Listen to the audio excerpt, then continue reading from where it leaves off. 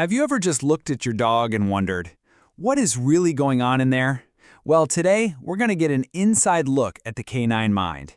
And it all starts with a moment every single dog owner knows by heart. It all kicks off with something simple. Maybe it's a sound, a super faint rustle in the leaves outside. Or maybe the distant jingle of another dog's collar. Or hey, maybe it's a new smell that just drifted in on the breeze. Or even just a tiny flicker of movement they caught in the corner of their eye. And then it happens. Just like that, everything stops. Your dog freezes solid. The head tilts, the ears perk up, they are laser focused on whatever that was. So what is going on in that split second? Is it just some kind of pure, unthinking instinct? Or is there something a little more complex happening? That's the exact mystery we're going to unravel today. Okay, so here's our game plan. We'll start with that initial "what is it" reflex, then see how that blossoms into exploration. We'll dive into the incredible sensory world dogs live in, figure out how they tune out all the noise, and finally, we'll get into the science that shows they are, without a doubt, thinking animals.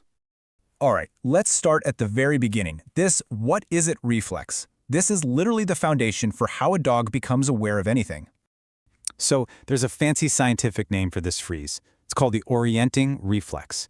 You can think of it as a core part of a dog's ethogram, which is just a complete catalog of all their built-in instinctual behaviors.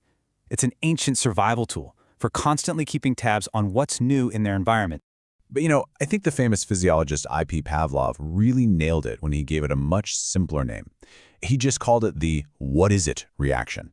I mean, that's perfect, right? It's a pure, unfiltered moment of curiosity. But that freeze, that's just the launch pad. From there, that reflex morphs into active exploration. Yeah, that "what is it" moment is not the end of the story, it's the starting gun. It immediately kicks off the next phase, which is all about getting curious and moving. The dog is now driven to go gather more data on that sound or that smell.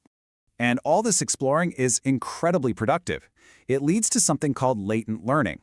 This is where a dog is basically building a detailed mental map of its world, like memorizing the route home on a walk, without getting a single treat or any praise for it. They're just satisfying this deep-seated need for information. So how are they gathering all this info? Well, a dog's sensory toolkit is profoundly different from ours. They are quite literally perceiving a whole different reality. First and foremost, a dog's world is a world of scent. For them, smell is everything. It's how they navigate their physical space, and it's how they understand their social world, reading scent markings and identifying who's been where. And then there's their hearing. I mean, look at this comparison. They can pick up frequencies so much higher than we can. That means they're often reacting to sounds that are completely silent to you and me. And what about vision? Well, their color vision is a bit limited compared to ours. But, and this is a big but, their eyes are masters at detecting motion and tiny differences in shades of gray. It's a critical tool for spotting prey or potential threats, especially when the light is low. Okay, but being aware of everything all the time would be totally exhausting, right? So an equally important skill isn't just noticing new things, but learning what not to pay attention to. This whole process is called habituation. Let's walk through it. A new sound, say a tram, triggers that "what is it" reflex. But as that sound happens again and again, and nothing bad ever follows, the dog's brain just learns to filter it out. It decides it's irrelevant. And by the way, this ability to tune things out is a key trait in great working dogs who have to stay focused in really chaotic environments. So far, we've talked about reflexes, senses, and filtering. And honestly, a lot of that sounds pretty automatic. But what's so fascinating is that modern research shows there's a much more complex, conscious layer sitting on top of all of this.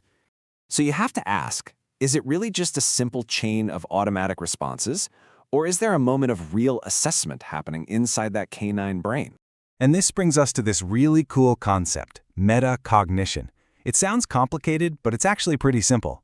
It's the ability to know what you know, and maybe even more importantly, to know what you don't know.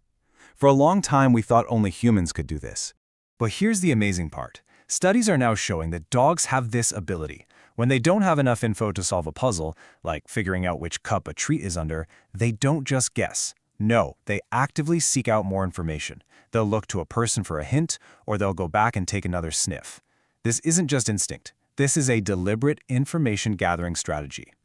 So the next time you see your dog freeze with that cute tilted head and those perked up ears, you'll know it's so much more than a simple, mindless reflex. It's the spark of curiosity. It's the activation of this incredibly sophisticated sensory system. It is, in its purest form, the very beginning of a thought.